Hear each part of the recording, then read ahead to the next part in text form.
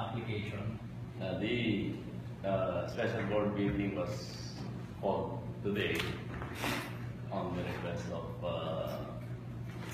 Governor Manny Alvarez, the Governor of Maraco, on their intent to sell the franchise to Phoenix. The board discussed about it, then came for a unanimous decision to approve the sale of Maraco to Phoenix. Actually, if you remember, 3 years ago, actually approved na yun at the time. 2011. At the time, financial is okay naman.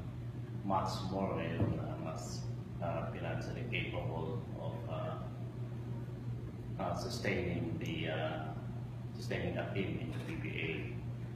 So medyo hindi mahirap yung decision na nagawa.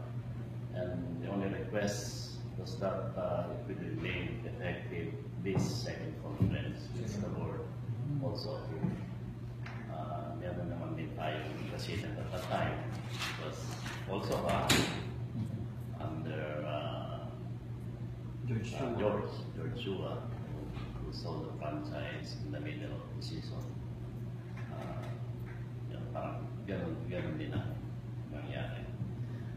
Next regular board meeting on the 28th Thursday, we will call the Phoenix people to attend and inform them what it is that they will undertake after the board's approval. Kasi meron pa yung mga franchise fee, gano'n. So, brief na namin sila and the commission will handle that.